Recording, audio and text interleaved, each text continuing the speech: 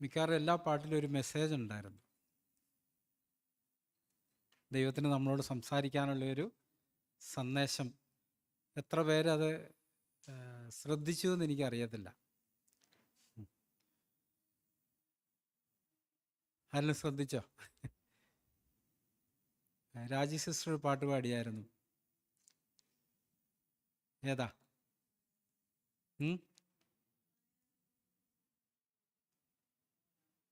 അവിടെ ഞാൻ കുറയണം, നീ വളരണം.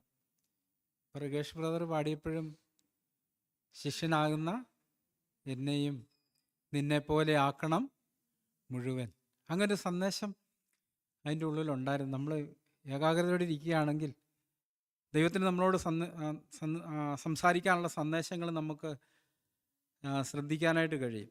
മത്തായിയുടെ സുവിശേഷം 5-ാം അധ്യായത്തിൽ അതിൻ്റെ 9-ാമത്തെ വാക്യത്തിൽ നമ്മളിങ്ങനെ വായിക്കുന്നു. മത്തായി സുവിശേഷം 5-ാം അധ്യായം 9-ാമത്തെ വാക്യത്തിൽ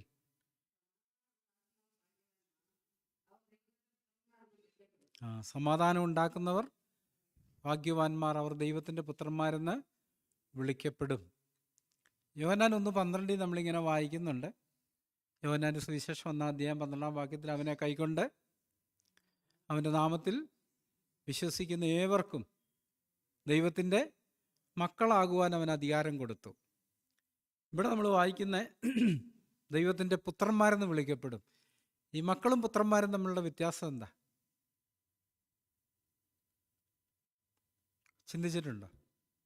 അവിടെ ഇംഗ്ലീഷിൽ പറഞ്ഞിരിക്കുന്ന യോഹന്നാൻ 1:12 ചിൽഡ്രൻസ് ഓഫ് ഗോഡ്, ഇവിടെ സൺസ് ഓഫ് ഗോഡ്. ദൈവത്തിൻ്റെ കുഞ്ഞുങ്ങളും ദൈവത്തിൻ്റെ മക്കളും, ഇത് തമ്മിലുള്ള വ്യത്യാസം എന്താ? അതാ പാട്ടിലുണ്ടായിരുന്നത്. ഞാൻ കുറയണം, നീ വളരണം, എനിക്ക് നിന്നെപ്പോലെ ആകണം. അപ്പം നമ്മുടെ ഉള്ളിൽ അങ്ങനത്തെ ഒരു ആഗ്രഹമുണ്ടോ?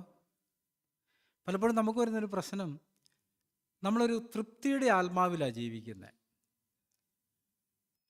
ഇപ്പം കൊരിന്ത്യർക്ക് ലേഖനം എഴുതുമ്പം 1 കൊരിന്ത്യർ ലേഖനത്തിൽ അപ്പോസ്തലൻ ഇങ്ങനെ എഴുതി, അതിൻ്റെ 1-ാമത്തെ അധ്യായത്തിൽ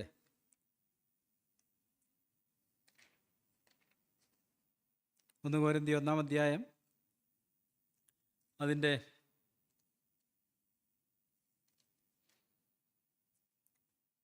5 മുതലുള്ള വാക്യങ്ങളിൽ 4 മുതലുള്ള വാക്യങ്ങൾ, നിങ്ങൾക്ക് ക്രിസ്തുയേശുവിൽ നൽകപ്പെട്ട ദൈവകൃപ നിമിത്തം ഞാൻ എൻ്റെ ദൈവത്തിന് നിങ്ങളെക്കുറിച്ച് എപ്പോഴും സ്തോത്രം ചെയ്യുന്നു. ക്രിസ്തുവിൻ്റെ സാക്ഷ്യം നിങ്ങളിൽ ഉറപ്പായിരിക്കുന്ന പോലെ അവനിൽ നിങ്ങൾ സകലത്തിലും, വിശേഷാൽ സകല വചനത്തിലും സകല പരിജ്ഞാനത്തിലും സമ്പന്നരായി തീർന്നു. ഇങ്ങനെ നിങ്ങൾ ഒരു കൃപാവരത്തിലും കുറവില്ലാത്തവരായി നമ്മുടെ കർത്താവ് യേശുക്രിസ്തുവിൻ്റെ പ്രത്യക്ഷത കാത്തിരിക്കുന്നു. നമ്മുടെ കർത്താവ് യേശുക്രിസ്തുവിൻ്റെ നാളിൽ കുറ്റമില്ലാത്തവരായിരിക്കേണ്ടതിന് അവൻ നിങ്ങൾ അവസാനത്തോളം ഉറപ്പിക്കും. തൻ്റെ പുത്രനെ നമ്മുടെ കർത്താവ് യേശുക്രിസ്തുവിൻ്റെ കൂട്ടായ്മയിലേക്ക് നിങ്ങളെ വിളിച്ചിരിക്കുന്ന ദൈവം വിശ്വസ്തൻ. ഇപ്പോൾ ഇവിടെ പറഞ്ഞിരിക്കുന്ന ഒരു കുഴപ്പവും ഇല്ല, ഒരു കുറവുമില്ലാതെ കർത്താവിൻ്റെ വരവ് കാത്തിരിക്കുന്നൊരു കൂട്ടരെക്കുറിച്ചാണ് പറഞ്ഞിരിക്കുന്നത്. പക്ഷേ നമ്മൾ മുന്നോട്ട് പോകുമ്പോൾ അതിൻ്റെ 5-ാം അധ്യായത്തിന് 1-ാമത്തെ വാക്യത്തിൽ എന്താ നമ്മൾ വായിക്കുന്നത്? 5:1 നിങ്ങളുടെ ഇടയിൽ ദുർനടപ്പുണ്ട്. 3:1 വാക്യം നമ്മളിങ്ങനെ വായിക്കുന്നു, എന്നാൽ സഹോദരന്മാരെ നിങ്ങളോട് എനിക്ക് ആത്മീയരോടെന്ന പോലല്ല, ജഡികന്മാരോട്, എന്നാൽ ക്രിസ്തുവിൽ ശിശുക്കളായവരോടെന്ന പോലെ ഇത്രയും സംസാരിപ്പാൻ കഴിഞ്ഞുള്ളൂ. അപ്പോൾ ഒരു കുറവില്ലാതെ അങ്ങനെ കർത്താവിൻ്റെ പ്രത്യക്ഷത കാത്തിരിക്കുന്നവരോട് പറയുകയാണ്, നിങ്ങൾ ജഡികന്മാരാ, നിങ്ങളുടെ ഇടയിൽ ദുർനടപ്പുണ്ട്, ഭിന്നതയുണ്ട്, നിങ്ങൾ തമ്മിൽ പ്രശ്നങ്ങളുണ്ട്. അപ്പം അങ്ങനെയുള്ളവർക്ക് ദൈവരാജ്യത്തിൽ കടക്കാൻ കഴിയുമോ? കഴിയത്തില്ല. അല്ല, ശിശുക്കളുടെ ലക്ഷണമാണ് അത്. തുടർന്നായിട്ട് പറയുന്നുണ്ട് 2 മുതലുള്ള വാക്യങ്ങളിൽ, ഭക്ഷണമല്ല പാലത്ര ഞാൻ നിങ്ങൾക്ക് തന്ന് ഭക്ഷിപ്പാൻ നിങ്ങൾക്ക് കഴിവില്ലായിരുന്നു, ഇപ്പോഴും നിങ്ങൾ കഴിവായിട്ടില്ല. ഇന്നും നിങ്ങൾ ജഡികന്മാരല്ലോ, നിങ്ങളുടെ ഇടയിൽ ഈർഷ്യയും പിണക്കും ഇരിക്കുക, നിങ്ങൾ ജഡികന്മാരും ശേഷം മനുഷ്യരെ പോലെ നടക്കുന്നവരും അല്ലയോ? അതിനാൽ നമ്മൾ മനസ്സിലാക്കേണ്ട ഒരു കാര്യം, വീണ്ടും ജനിക്കപ്പെടുന്ന ഒരു ദൈവവേദൽ, ഒരു മനുഷ്യൻ വീണ്ടും ജനിച്ച് ദൈവവേദലാവുമ്പം എഫെസ്യരിൽ നമ്മൾ വായിക്കുന്നുണ്ട്, സ്വർഗത്തിലെ സകല ആത്മീയ അനുഗ്രഹങ്ങളാൽ ദൈവം അവനെ അനുഗ്രഹിച്ചിരിക്കുന്നു. എവിടെയാണ് അനുഗ്രഹിച്ചിരിക്കുന്നത്? അവൻ്റെ ആത്മാവിലാണ്. നമുക്കറിയാം ആത്മാവിൽ നമ്മൾ വീണ്ടും ജനിക്കുന്നത്. അവൻ്റെ ആത്മാവിനെ സംബന്ധിച്ചിടത്തോളം അവൻ വീണ്ടും ജനിച്ച് സ്വർഗീയ കുടുംബത്തിൻ്റെ അംഗമായി തീർന്നു. അവൻ പിതാവായ ദൈവത്തിൻ്റെ അല്ലെങ്കിൽ സ്വർഗത്തിലെ എല്ലാ നന്മയ്ക്കും അവകാശിയാണ്. പക്ഷെ അവൻ ശിശുവായിരിക്കുന്നിടത്തോളം, ഗലാത്യലേഖനത്തിൽ എന്താ പറയുന്നത്? അവൻ ശിശുവായിരിക്കുന്നിടത്തോളം ദാസനേക്കാൾ ഒട്ടും വിശേഷതയില്ല. നമ്മൾ ഈ സത്യം മനസ്സിലാക്കണം. നമ്മളോടുള്ള ബന്ധത്തിൽ നാം വീണ്ടും ജനിച്ച് ദൈവകുടുംബത്തിൽ അംഗമായി കഴിയുമ്പോൾ സാത്താൻ നമ്മളെ വഞ്ചിക്കുന്ന ഒരു കാര്യം, രക്ഷിക്കപ്പെട്ടതോടുകൂടി അല്ലെ വീണ്ടും ജനിച്ചതോടുകൂടി എല്ലാം ആയി എന്നൊരു ചിന്ത കൊണ്ടുവരും. കൊരിന്ത്യർക്ക് എഴുതുമ്പം തന്നെ അതിൻ്റെ 4-ാം അധ്യായത്തിൻ്റെ 8-ാം വാക്യത്തിൽ നമ്മളിങ്ങനെ 7 മുതലുള്ള വാക്യങ്ങൾ നമ്മളിങ്ങനെ വായിക്കുന്നു: നിന്നെ വിശേഷിപ്പിക്കുന്നത് ആർ? ലഭിച്ചതല്ലാതെ നിനക്ക് എന്തുള്ളൂ? ലഭിച്ചതെങ്കിലോ ലഭിച്ചതല്ല എന്ന പോലെ പ്രശംസിക്കുന്നത് എന്ത്? ഇത്ര ക്ഷണത്തിൽ നിങ്ങൾ തൃപ്തരായി. ഈ ഈർഷ്യയും പിണക്കവും ദുർനടപ്പും എല്ലാം ഉള്ളപ്പം തന്നെ അവർ തൃപ്തരായി, ഒരു കുഴപ്പവും ഇല്ല എന്നുള്ളൊരു ചിന്തയിലേക്ക് വന്നു. തുടർന്ന് എന്താ പറയുന്നത്? ഇത്ര ക്ഷണത്തിൽ നിങ്ങൾ സമ്പന്നരായി. മത്തായി 5:3 നമ്മൾ വായിക്കുന്നത്, ആത്മാവിൽ ദരിദ്രരായവർ ഭാഗ്യവാന്മാ, സ്വർഗരാജ്യം അവർക്കുള്ളത്. സമ്പന്നന്മാർക്കുള്ളതാണോ ദരിദ്രർക്കുള്ളതാണോ സ്വർഗരാജ്യം? ആത്മാവിൽ ദരിദ്രരായവർക്കുള്ള. പക്ഷെ ഇവർക്ക് പറ്റിയ സംഭവം എന്താ? ഇവർ പെട്ടെന്ന് അങ്ങ് തൃപ്തരായി, സമ്പന്നരായെന്നൊരു ചിന്ത അവർക്ക് വന്നു. അതുകൊണ്ടാണ് വെളിപ്പാട് പുസ്തകം 3-ാം അധ്യായത്തിൽ ലവോദിക്ക സഭയ്ക്ക് എഴുതുമ്പം എന്താ എഴുതിയേ? ഞാൻ ധനവാൻ, സമ്പന്നൻ, എനിക്കൊന്നിനും മുട്ടില്ല എന്ന് പറഞ്ഞുകൊണ്ട് നീ നിർഭാഗ്യവാനാണ്, അരിഷ്ടനാണ്, കുരുടനാണ്, നഗ്നനാണെന്ന് അറിയാതിരിക്കയാൽ. അവിടെ ആദ്യമായിട്ട് പറഞ്ഞത് നീ നിർഭാഗ്യവാനാണെന്നാ. ആരെയാണ് നിർഭാഗ്യവാൻ ദൈവം വിളിക്കുന്നത്? ഈ വചനത്തിൽ നമ്മൾ ചിന്തിക്കുമ്പം വചനത്തിൽ തന്നെ അതിനുള്ള മറുപടിയുണ്ട്. ഒരിക്കലും നമ്മുടെ ബുദ്ധി കൊണ്ട് ചില കാര്യങ്ങൾ കണ്ടെത്താനായിട്ട് നമ്മൾ പോകരുത്. മത്തായി 5:3 പറഞ്ഞു തുടങ്ങുന്നത് ഇങ്ങനെയാണ്: ആത്മാവിൽ ദരിദ്രരായവർ ഭാഗ്യവാന്മാർ. അപ്പം നിർഭാഗ്യവാൻ എന്ന് പറഞ്ഞാൽ ആരാ? ആത്മാവിൽ ദരിദ്രനല്ലാത്തവൻ നിർഭാഗ്യവാനാണ്. അതവിടെ പറഞ്ഞിരിക്കുന്നത്. നീ നിർഭാഗ്യവാനാണ്. തുടർന്ന് പല കാര്യങ്ങൾ താഴോട്ട് പറയുന്നുണ്ട്. മത്തായി 5 ഇപ്പോൾ ദുഃഖിക്കുന്നവരായി നിങ്ങൾ, യാക്കോബ് അപ്പോസ്തലൻ പറയുന്ന വേറൊരു ഭാഗത്ത് വന്ന്, ഇപ്പോൾ കരയുന്നവരായി നിങ്ങൾക്ക് അയ്യോ കഷ്ടം. അപ്പോൾ നമ്മൾ ദൈവജനത്തിൻ്റെ ആത്മാവിൽ ഇതിനെ ശോധന ചെയ്യുന്നിടത്ത് ഈ സത്യങ്ങളിലേക്ക് ദൈവാത്മാവ് നമ്മളെ നടത്താൻ പറ്റത്തുള്ളൂ. നമുക്ക് നമ്മുടേതായ ബുദ്ധിയുടെ തലത്തിലുള്ള ഒരു വെളിപ്പാടുണ്ട്. അല്ലേ? കൊരിന്ത്യരുടെ ഇടയിൽ പൗലോസ് അപ്പോസ്തലൻ ആയിരുന്നതിനെക്കുറിച്ച് പറയുമ്പം 2-ാം അധ്യായം 1 കൊരിന്ത്യർ 2-ാം അധ്യായത്തിൽ താൻ ഇങ്ങനെ പറയുന്നത്, 2 മുതലുള്ള വാക്യങ്ങളിൽ, ക്രൂശിക്കപ്പെട്ടവനായ യേശുക്രിസ്തുവിനെ അല്ലാതെ മറ്റൊന്നും അറിയാത്തവനായി നിങ്ങളുടെ ഇടയിൽ ഇരിക്കണമെന്ന് ഞാൻ നിർണയിച്ചു. ഞാൻ ബലഹീനതയോടും ഭയത്തോടും വളരെ നടുക്കത്തോടും കൂടെ നിങ്ങളുടെ ഇടയിൽ ഇരുന്നു. അല്ലേ? പൗലോസ് അപ്പോസ്തലൻ എങ്ങനെയാ കൊരിന്തി ചെന്നപ്പോൾ താൻ ഏത് മനോഭാവത്തിലവിടെ ആയിരുന്നേ? അവിടെ 2-3 കാര്യങ്ങളാണ് പറയുന്നത്. ബലഹീനതയോടും ഭയത്തോടും വളരെ നടുക്കത്തോടും. ഈ ബലഹീനത എവിടെയുള്ള ബലഹീനതയാ? നമ്മളൊക്കെ ജഡത്തിൽ വളരെ ശക്തന്മാരാ, അല്ലേ? വളരെ ശക്തന്മാരാ. പക്ഷെ ആത്മാവിലോ? ആത്മാവിൽ നമ്മൾ ശരിക്കും ബലഹീനരാ. എന്ന് പറഞ്ഞാൽ ഈ ജഡത്തിലെ ശക്തി എന്ന് പറഞ്ഞാൽ എന്താ? നമ്മൾ കേൾക്കുന്ന ഉടനെ തിരിച്ചടിക്കും, തിരിച്ചു മറുപടി പറയും. പക്ഷെ ആത്മാവിൽ ബലഹീനായ ഒരു മനുഷ്യനെ സംബന്ധിച്ചിടത്തോളം അവൻ കേൾക്കുമ്പം പെട്ടെന്ന് മറുപടി പറയത്തില്ല. പിന്നെ എപ്പോഴാണ് പറയുന്നത്? മനസ്സിലാലോചിച്ച് ദൈവാത്മാവ് കൊടുക്കുന്ന ഒരു മറുപടി ആയിരിക്കും പറയുന്നത്. ഇപ്പോൾ ഇവിടെ അപ്പോസ്തലൻ പറയുന്നത്, ഞാൻ നിങ്ങളുടെ ഇടയിൽ ഇരിക്കുമ്പോൾ ബലഹീനതയോടും ഭയത്തോടും. എന്ത് ഭയമാണ്? അപ്പോസ്തലൻ ഉണ്ടായിരുന്ന ഭയം എന്താ അവിടെ ഇരിക്കുമ്പോൾ? നമുക്കറിയാം അപ്പോസ്തലനെ കുറിച്ച് നമുക്കറിയാം. പൗലോസ് അപ്പോസ്തലനെ സംബന്ധിച്ചിടത്തോളം വെളിപ്പാടുകളുടെ ആധിക്യത്താൽ നിഗളിച്ചു പോകാതിരിക്കേണ്ടതിന് വേണ്ടി ഒരു ശൂലം തന്നെ കൊടുത്ത് ദൈവം നിർത്തിയിരുന്ന ഒരു അപ്പോസ്തലൻ. അതുപോലത്തെ ജ്ഞാനവും അറിവും ദൈവാത്മാവിൻ്റെ നിറവുണ്ടായിരുന്ന മനുഷ്യനാണ്. പിന്നെ എന്താ താൻ ഭയപ്പെട്ടത്? എന്താ താൻ താഴോട്ട് പറയുന്നുണ്ട് 4-ാം വാക്യത്തിൽ, നിങ്ങളുടെ വിശ്വാസത്തിന് മനുഷ്യരുടെ ജ്ഞാനമല്ല ദൈവത്തിൻ്റെ ശക്തി തന്നെ ആധാരമായിരിക്കേണ്ടതിന്. അതാ പ്രശ്നം. എൻ്റെ സ്വന്തം ജ്ഞാനത്തിൽ നിന്ന് ഞാൻ എന്തെങ്കിലും പറയുമോ? എൻ്റെ സ്വന്തം ശക്തി കൊണ്ട് ഞാൻ എന്തെങ്കിലും ചെയ്യുമോ എന്നുള്ള ഭയമായിരുന്നു അവിടെ ഉണ്ടായിരുന്നപ്പോൾ. പക്ഷെ നമുക്ക് ആത്മീയ വഴി നടക്കുമ്പോൾ അങ്ങനത്തെ ഒരു ഭയമുണ്ടോ? നമ്മളൊക്കെ അല്ലേ നിർഭയന്മാരായിട്ടാണ് നടക്കുന്നത്. എന്ത് ചോദിച്ചാലും നമുക്കറിയാം. എന്തിനെക്കുറിച്ചും നമ്മൾ അഭിപ്രായം പറയുന്നവരാ. ഒരു താഴ്മയുള്ള മനുഷ്യൻ അങ്ങനെ ചെയ്യത്തില്ല. ഇപ്പോൾ ഈ ആത്മാവിൽ ദരിദ്രനായിരിക്കുന്ന ഒരു മനുഷ്യൻ തന്നെക്കുറിച്ച് തന്നെ അവന് താഴ്ന്ന ചിന്തകളായിരിക്കും ഉണ്ടായിരിക്കുക. എന്ന് പറഞ്ഞാൽ എന്താ അർത്ഥം? അവനെപ്പോഴും ഒരു ഭയം ഉണ്ടാവും, ഞാൻ തെറ്റിപ്പോകാൻ സാധ്യതയുണ്ടെന്നുള്ളൊരു ഭയം. അതിന് കാരണം എന്താ? ഇപ്പം ദൈവം നമ്മളൊരു പ്രവൃത്തി ചെയ്യുമ്പോൾ അപ്പോസ്തലൻ പറയുന്നുണ്ട്, ഞങ്ങളിൽ നിന്ന് തന്നെ വലുതും വരുമാറ്. അങ്ങനെ പറഞ്ഞിരിക്കുന്നത്. 2 കൊരിന്ത്യരിൽ ആ വാക്യം നമ്മൾ വായിക്കുന്ന അപ്പോസ്തലൻ്റെ ഒരു ഭയം അവിടെ നമുക്ക് കാണാനായിട്ട് കഴിയുന്നുണ്ട്. 2 കൊരിന്ത്യർക്ക് എഴുതിയ ലേഖനം 3-ാം അധ്യായം 5 മുതലുള്ള വാക്യങ്ങളിൽ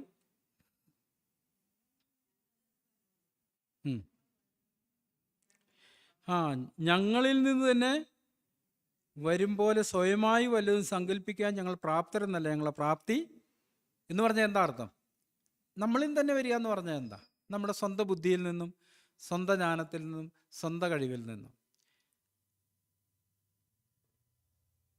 അതിനെക്കുറിച്ച് ഫിലിപ്പിയ ലേഖനം 3-ാം അധ്യായത്തിൽ 3-ാമത്തെ വാക്യത്തിൽ അപ്പോസ്തലൻ എഴുതുമ്പം ഇങ്ങനെ എഴുതി: നാമല്ലോ പരിച്ഛേദനക്കാർ, ദൈവത്തിൻ്റെ ആത്മാവ് കൊണ്ട് ആരാധിക്കുകയും ക്രിസ്തുയേശുവിൽ പ്രശംസിക്കുകയും ജഡത്തിൽ ആശ്രയിക്കാതിരിക്കുകയും ചെയ്യുന്ന നാം തന്നെ. എന്നിൽ തന്നെ പ്രശംസിക്കുന്നില്ല, എന്നിൽ നിന്ന് വരുന്ന ഒന്നിനെയും ഞാൻ സ്വീകരിക്കുന്നില്ല. ഞാൻ പിന്നെ എന്താ സ്വീകരിക്കുന്നത്? ദൈവം തൻ്റെ പരിശുദ്ധാത്മാവിനാൽ എൻ്റെ ആത്മാവിലൂടെ നൽകി തരുന്ന ചിന്തകളെയാണ് ഞാൻ സ്വീകരിക്കേണ്ടത്. ആ ചിന്തകൾ എപ്പോഴും നമ്മളെ ദൈവത്തിങ്കിലേക്ക് നടത്തുന്നതായിരിക്കും. നമ്മളെക്കുറിച്ച് തന്നെ നമുക്ക് താഴ്ന്ന ചിന്തകളായിരിക്കും ഉണ്ടായിരിക്കുക. എന്ന് പറഞ്ഞാൽ എന്താ അർത്ഥം? സങ്കീർത്തനക്കാരൻ ഇങ്ങനെ പറഞ്ഞു: ഞാൻ നിന്നെ മുമ്പാകെ പൊട്ടനും ഒന്നും അറിയാത്തവനുമായിരുന്നു. എന്ന് പറഞ്ഞാൽ എന്താ അർത്ഥം? നമ്മുടെ ചിന്തയെ ശോധന ചെയ്ത് നോക്കി. നമ്മളെപ്പോഴും നമ്മളിൽ നിന്ന് വരുന്ന ചിന്തകൾ എപ്പോഴും നമ്മളെ തന്നെ ഉയർത്തുന്നതും നമ്മളിൽ തന്നെ പ്രശംസിക്കുന്നതും മറ്റുള്ളവരെ വിധിക്കുന്നതൊക്കെ ആയിരിക്കും. പക്ഷെ ദൈവത്തിൽ നിന്ന് വരുന്ന ചിന്തകൾ എങ്ങനെ? നമ്മളെ തന്നെ താഴ്ത്തുന്നതായിരിക്കും. ഇപ്പം നമ്മളൊരാളോട് സംസാരിക്കുന്നു, അപ്പം നമ്മുടെ ചിന്ത എന്തായിരിക്കും? കർത്താവ്, എനിക്ക് കാര്യമായിട്ടൊന്നും അറിയത്തില്ല. അപ്പം നമ്മളിൽ തന്നെ ജഡത്തിൽ ആശ്രയിക്കുന്ന ഒരാളുടെ ചിന്ത എന്താ? എനിക്ക് പലതും അറിയാം. ഞാൻ ഇവിടെ പറഞ്ഞത് എനിക്ക് ഓർക്കുന്നില്ല. ഒരു വയനാട്ടിൽ കല്യാണത്തിന് പോയപ്പം അവിടെ വെച്ച് നമ്മൾ വ്യത്യസ്തമായിട്ടാണ് കാര്യങ്ങൾ ചെയ്യാറുള്ളത്. അപ്പം പലപ്പോഴും നമുക്ക് സംശയം തോന്നും. പിന്നെ നമ്മുടെ സ്റ്റേജുകളിൽ സാധാരണ ഒത്തിരി പേരെയൊന്നും ഇരുത്താറില്ല. എന്താ അതിൻ്റെ കാരണം? ഈ സ്റ്റേജിൽ ഇരിക്കണമെന്ന് ആർക്കാ നിർബന്ധം? താൻ തന്നെ വലിയവനാണെന്ന് ചിന്തിക്കുന്ന ഒരാൾക്കാണ് സ്റ്റേജിൽ ഇരിക്കണമെന്ന് നിർബന്ധം വരുന്നത്. അപ്പം അതുകൊണ്ട് തന്നെ അവിടെ നമ്മുടെ മീറ്റിംഗ് ലീഡ് ചെയ്യുന്ന ഒരാൾ മാത്രമേ സ്റ്റേജിലുണ്ടായിരുന്നുള്ളൂ. അത് വലിയ ഒരു പ്രശ്നം ഉണ്ടാക്കി. അവിടുന്ന് വന്ന് ചെറുക്കൻ്റെ അപ്പൻ പെണ്ണിൻ്റെ അപ്പൻ്റെ അടുത്ത് ചെന്ന് പറഞ്ഞ്, ഞങ്ങളുടെ പാസ്റ്റർ ഞങ്ങളുടെ സ്റ്റേജിൽ ഇരുത്തണം. അങ്ങനെ ഒരു 10 മിനിറ്റോളം അതിനെക്കുറിച്ചുള്ള ചർച്ചകളൊക്കെ നടന്ന അവസാനം അവർ വഴങ്ങി, വേണ്ടാന്ന് വെച്ചു. അത് കഴിഞ്ഞിട്ട് ഈ വിവാഹ നിശ്ചയത്തോടുള്ള ബന്ധത്തിൽ സാധാരണ നമുക്കറിയാം രേഖകളൊക്കെ റെഡിയാക്കിയാണ് കൊണ്ടുവരുന്നത്. അങ്ങനെ രേഖകൾ റെഡിയാക്കി കൊണ്ടുവന്നിട്ട് ഒരു ചടങ്ങുണ്ട് അല്ലേ? ആ ചടങ്ങെന്ന് പറഞ്ഞാൽ ഇങ്ങനെയാണ്: ആ സഭയിലെ ഉത്തരവാദിത്തമുള്ള ആളും അതിലിപ്പം പെണ്ണിൻ്റെയോ ചെറുക്കൻ്റെയോ 2 കൂട്ടരും കൂടി ചേർന്ന് ഇതൊക്കെ ഒന്ന് എഴുതി, അല്ലെ ഒന്ന് എന്തോ കുറച്ച് ചർച്ചകളൊക്കെ നടത്തി ഇങ്ങനെ വായിച്ച്, ഇതൊക്കെ ഞാൻ ചിന്തിക്കും, ഇതൊക്കെ എവിടെ നിന്ന് വന്നതാ? ദൈവത്തിനൊന്നും അടിസ്ഥാനമില്ല. മനുഷ്യനുണ്ടാക്കിയ ചടങ്ങുകൾ. അവസാനം ആ ചടങ്ങുകൾ ഒരു നിയമമായിട്ട് മാറും. അപ്പോൾ അതെവിടെ ഇവിടെ ഇച്ചിരി തെറ്റിയാലാകെ പ്രശ്നമാകും. അപ്പോൾ ശരിക്കും 2 കൂട്ടർ എഴുതിക്കൊണ്ടാണ് വന്നിരുന്നത്. അപ്പോൾ നമ്മുടെ ലീഡ് ചെയ്ത സഹോദരൻ പറഞ്ഞു, ഇങ്ങനെ ഞാൻ ഈ കാര്യം വായിക്കാമെന്ന് പറഞ്ഞ സഹോദരൻ ഇത് വായിച്ചു. അപ്പോൾ സഹോദരൻ വായിക്കാൻ തുടങ്ങിയ ഉടനെ ഈ പാസ്റ്റർ എൻ്റെ അടുത്തായിരുന്നു. ചാടി ഇങ്ങ് എഴുന്നേറ്റിട്ട് കയ്യിലിരുന്ന് പുസ്തകം എടുത്ത് കസറയിലോട്ടൊക്കെ എറിഞ്ഞിട്ട് ഈ പരിപാടിക്ക് അറിയാവുന്നവനെ കൊണ്ട് ചെയ്യിക്കണമെന്നും പറഞ്ഞ് പുള്ളി പുറകിൽ പോയിരുന്നു.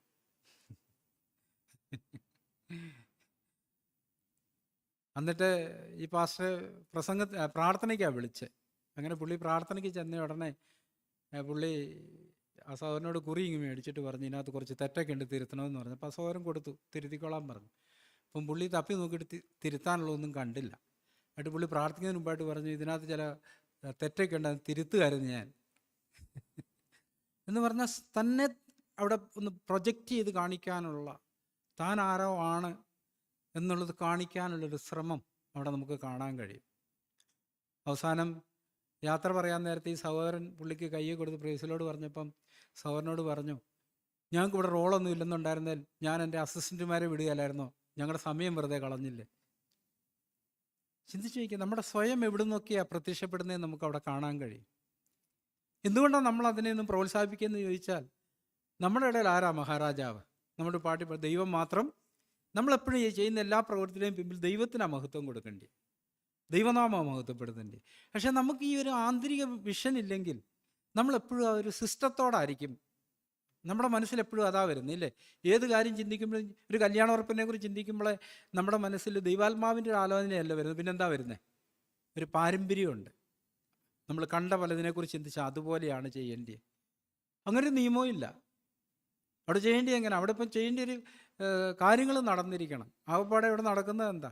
ഈ പറഞ്ഞ പോലെ രണ്ട് കൂട്ടരും തമ്മിലുള്ള വിവാഹ നിശ്ചയത്തെക്കുറിച്ചുള്ള ഒരു തീരുമാനം പ്രഖ്യാപിക്കുന്ന ഒരു ചടങ്ങ് മാത്രമേ ഉള്ളൂ. ഇപ്പം പഴയ കാലത്ത് ഇങ്ങനൊരു വ്യവസ്ഥ ദൈവം കൊടുത്തിരുന്നു.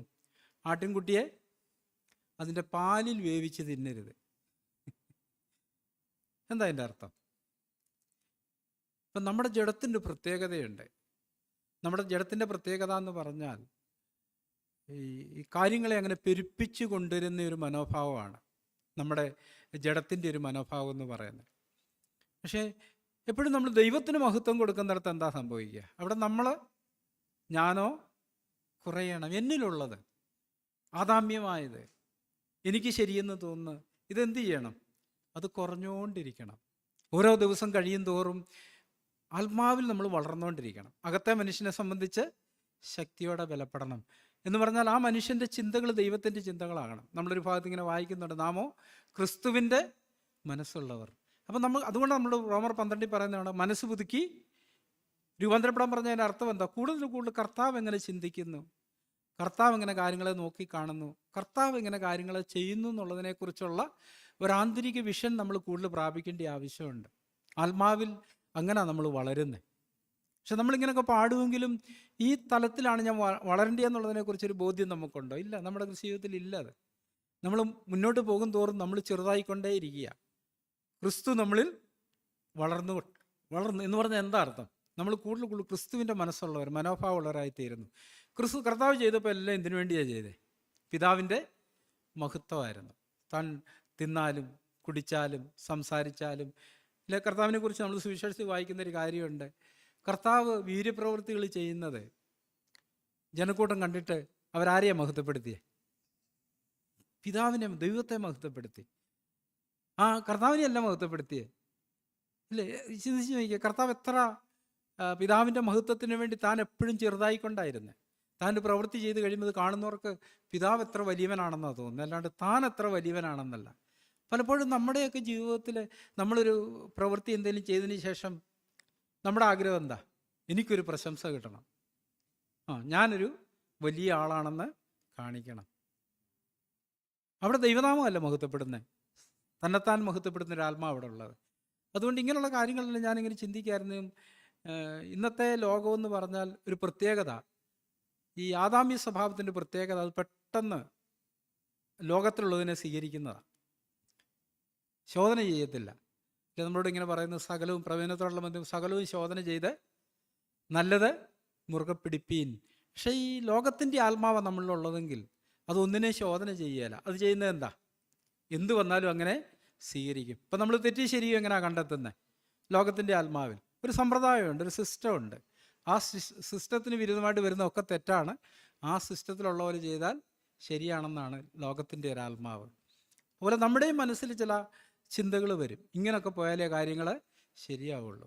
പക്ഷെ പരിശുദ്ധാത്മാവിനോടുള്ള ബന്ധത്തിൽ കർത്താവ് ഇങ്ങനെ പറഞ്ഞു, ആത്മാവിനെക്കുറിച്ച് പറഞ്ഞപ്പം, കാറ്റ് എവിടെ നിന്ന് വരുന്നുവെന്നോ എവിടേക്ക് പോകുന്നുവെന്നോ അറിയാത്തതുപോലെ ദൈവത്തിൽ നിന്ന് ജനിച്ചവനല്ല അങ്ങനെ, അതുപോലെയാണ് എന്ന് പറഞ്ഞാൽ അതിൻ്റെ അർത്ഥം എന്താ? അതിൻ്റെ ഉത്ഭവം ദൈവത്തിൽ നിന്നാണ്, അതിനെ നയിക്കുന്നതും ദൈവമാണ്. അതെപ്പോഴും ഒരേ സിസ്റ്റപ്രകാരം ആയിരിക്കില്ല പോകുന്നത് എന്ന് പറഞ്ഞതുപോലെ നാമും ദൈവിക ഒരു വളർച്ചയിലേക്ക് വരുന്നിടത്ത് സംഭവിക്കുന്ന ഒരു കാര്യം. ഒരിക്കലും സാഗ്ബർ അതിനെക്കുറിച്ച് ഉദാഹരണം ഇങ്ങനെ പറഞ്ഞു. ഇപ്പം ട്രാഫിക് പോസ്റ്റിൽ നിൽക്കുന്ന ഒരു പോലീസുകാരനോട് കൂട്ടുകാരൻ ചോദിക്കുകയാണ്, പോലീസ് ചോദിക്കുക, ഇപ്പം നീ നമ്മുടെ സെൻറ്ററിലേക്ക് വരുന്നുണ്ടോ? അപ്പോൾ ആളെന്താ പറയുക? ഇല്ല, ഇപ്പം വരുന്നില്ല. പക്ഷെ 2 മിനിറ്റ് കഴിയുമ്പോൾ അവിടെ നിന്ന് വിളി വന്നു, അവിടെ റിപ്പോർട്ട് ചെയ്യാൻ പറയുന്നു. ഉടനെ മനുഷ്യൻ എന്ത് ചെയ്യും? ഇവിടെ നിന്ന് ഇറങ്ങി റിപ്പോർട്ട് ചെയ്യാൻ പോകുന്നു. അപ്പോൾ ആദ്യം കണ്ട സുഹൃത്ത് എന്തായിരിക്കും പറയുക? എടാ, ഞാൻ അവനോട് ചോദിച്ചപ്പം വരുന്നില്ലെന്ന് പറഞ്ഞതേ, ഇപ്പോൾ എൻ്റെ പുറകെ വരുന്നു. എന്താ അതിൻ്റെ കാരണം? അവൻ എപ്പോഴും നയിക്കപ്പെടുന്ന മോളിൽ നിന്നുള്ള ഓർഡർ അനുസരിച്ചാണ്. എന്ന് പറഞ്ഞാൽ നമ്മളോടുള്ള ബന്ധത്തിലും ദൈവികമായ പരിശുദ്ധാത്മാവിൻ്റെ ഒരു നിയന്ത്രണത്തിലായിരിക്കണം നമ്മളെപ്പോഴും. എന്ത് സംസാരിക്കണമെന്നുള്ള ആരാ തീരുമാനിക്കുന്നത്? ദൈവത്തിൻ്റെ പരിശുദ്ധാത്മാവായിരിക്കണം. എങ്ങോട്ട് പോകണം, എന്ത് ചെയ്യണം, എന്താ മറുപടി പറയേണ്ടത്, അതോ പറയണ്ടയോ? അപ്പോൾ നമ്മളിൽ തന്നെ ഒരു ജീവനുണ്ട്, ആദാമ്യ ജീവൻ. അതുകൊണ്ട് നമുക്ക് ചെയ്യാനായിട്ട് ചെയ്തതിന് ശേഷം നമ്മളിങ്ങനെ ചിന്തിക്കും, ഞാൻ ചെയ്തതിൽ എന്താ തെറ്റെന്ന് ചിന്തിക്കും. പക്ഷെ അവിടെ തെറ്റിൻ്റെ ശരിയുടെ ആത്മാവിനാലല്ല നമ്മൾ നയിക്കപ്പെടുന്നത്. പിന്നെ എങ്ങനെ? റോമർ 8 നമ്മളിങ്ങനെ വായിക്കുന്നു, ജീവൻ്റെ ആത്മാവിൻ്റെ പ്രമാണം എനിക്ക് പാപത്തിൻ്റെയും മരണത്തിൻ്റെയും പ്രമാണത്തിൽ നിന്ന് ക്രിസ്തുയേശു സ്വാതന്ത്ര്യം വരുത്തി. ഈ ജീവൻ്റെ ആത്മാവ് നമ്മളെ നടത്തുമ്പം നമ്മളെ തിരിച്ചറിയാൻ പലർക്കും കഴിയാണ്ട് വരും. ആത്മാവിനാൽ നയിക്കപ്പെടുന്ന ഒരുത്തനെ വേറൊരാൾക്ക് തിരിച്ചറിയാനായിട്ട് പെട്ടെന്ന് കഴിയത്തില്ല. കാരണം അവൻ്റെ ചിന്താഗതിയിൽ ഒതുങ്ങുന്ന ഒരു നടപ്പല്ല ഈ മനുഷ്യൻ നടക്കുന്നത്. അവനെപ്പോഴും പരിശുദ്ധാത്മാവിനാലാണ് നയിക്കപ്പെടുന്നത്. പലപ്പോഴും നമ്മളതുകൊണ്ട് തന്നെ നമ്മുടെ സ്വയത്തിൻ്റെ തലത്തിൽ നിൽക്കുന്നിടത്ത്, ഈ സ്വയത്തിൻ്റെ തലത്തിൽ നിൽക്കുക എന്ന് പറഞ്ഞാൽ എന്താണ്? നമുക്ക് ശരിയെന്ന് തോന്നുന്നത്. ചിലർ പറയാണ്ട്, ഞാൻ ഒത്തിരി ആലോചിച്ചിട്ടാണ് അത് ചെയ്തേ. അപ്പം നമ്മുടെ ആലോചന എന്നാണോ ചെയ്യേണ്ടത്? അല്ല. നമ്മളെ വിളിച്ചിരിക്കുന്നത് നമ്മുടെ ഇഷ്ടം ചെയ്യാനാണോ? അല്ല, ദൈവേഷ്ടം ചെയ്യാനായിട്ടാണ്. അപ്പം നമ്മൾ ദൈവാത്മാവിൻ്റെ ശബ്ദത്തിന് ചെവി കൊടുക്കേണ്ടത്. ആത്മാവ് ഇതിനെക്കുറിച്ച് എന്ത് പറയുന്നു, ഈ കാര്യത്തെക്കുറിച്ച് ആത്മാവ് എന്ത് പറയുന്നു, അത് കേട്ടിട്ടാണ് ഞാൻ ആ വഴിക്ക് പോകേണ്ടത്. അതിൻ്റെ ഉത്തരവാദിത്വം ആർക്കാ? അതിൻ്റെ മഹത്വവും ഉത്തരവാദിത്വം എല്ലാം ആർക്കാ? ദൈവത്തിനാണ്. ഇപ്പം അതിൻ്റെ നന്മയും തിന്മയും ആർക്കാ? ദൈവത്തിനാണ്. ഇപ്പം നമ്മളതിനകത്ത് ഒരു ഉപകരണം മാത്രമാണ്. നമുക്കതിനകത്ത് നമ്മുടേതായൊരു ഇഷ്ടമില്ല, ദൈവയിഷ്ടമാണ് നമ്മുടെ പ്രധാനപ്പെട്ട കാര്യം. ഇപ്പം നമ്മളിവിടെ തുടങ്ങിയത് മത്തായി 5:7 നിന്നാണ് തുടങ്ങിയതല്ലേ, 9-ാം വാക്യത്തിൽ നിന്നാണ് തുടങ്ങിയത്. അവിടെ നമ്മൾ വായിക്കുന്നൊരു കാര്യം, സമാധാനം ഉണ്ടാക്കുന്നവർ ഭാഗ്യവാന്മാർ, അവർ ദൈവത്തിൻ്റെ പുത്രന്മാരെന്ന് വിളിക്കപ്പെടും. അപ്പം ഞാൻ പറഞ്ഞു തുടങ്ങിയത് ഇതാണ്, ഒരു മകനും അല്ലെങ്കിൽ ഒരു കുഞ്ഞും മകനും തമ്മിലുള്ള വ്യത്യാസമാണ്. ഇവിടെ നമ്മൾ വായിക്കുന്ന, അവിടെ 1:12 യോഹന്നാൻ 1:12 നമ്മൾ വായിച്ചത്, അവനെ കൈക്കൊണ്ട് അവൻ്റെ നാമത്തിൽ വിശ്വസിക്കുന്ന ഏവർക്കും ദൈവത്തിന് മക്കളാകുവാൻ അവൻ അധികാരം കൊടുത്തു. പക്ഷെ ഇവിടെ വായിക്കുന്നത്, സമാധാനം ഉണ്ടാക്കുന്നവർ ഭാഗ്യവാന്മാർ, അവർ ദൈവത്തിൻ്റെ പുത്രന്മാരെന്ന് വിളിക്കപ്പെടും. നമ്മൾ എബ്രായ ലേഖനത്തിൽ ഇങ്ങനൊരു വാക്യം വായിക്കുന്നുണ്ട്. എബ്രായർക്ക് എഴുതിയ ലേഖനം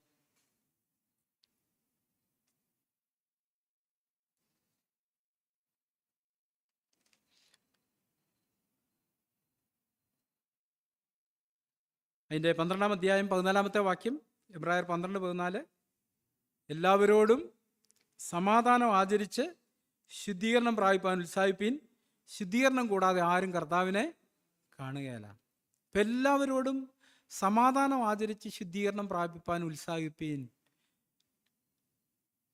നമ്മൾ മത്തായി വായിച്ചത് എന്താ? 5:9, സമാധാനം ഉണ്ടാക്കുന്നവർ ഭാഗ്യവാന്മാർ, അവർ ദൈവത്തിൻ്റെ പുത്രന്മാരെന്ന് വിളിക്കപ്പെടും. ഇപ്പം എങ്ങനെ എല്ലാവരോടും സമാധാനം ആചരിക്കുന്നത്? അപ്പം നമ്മളെ വിളിച്ചിരിക്കുന്ന ആരായിട്ടാ? സമാധാനത്തിൻ്റെ പുത്രന്മാരായിട്ടാ, അല്ലേ? കർത്താവ് അവരെ അയക്കുമ്പം പറഞ്ഞു, നിങ്ങൾ ഏതെങ്കിലും വീട്ടിൽ ചെല്ലുമ്പം ആ വീടിന് സമാധാനം എന്ന് പറയുവീൻ. അവിടെ സമാധാന പുത്രനുണ്ടെങ്കിൽ നിങ്ങളുടെ സമാധാനം അവരുടെ മേൽ വസിക്കും, ഇല്ലെങ്കിൽ ആ സമാധാനം നിങ്ങളോടുകൂടെ പോരും.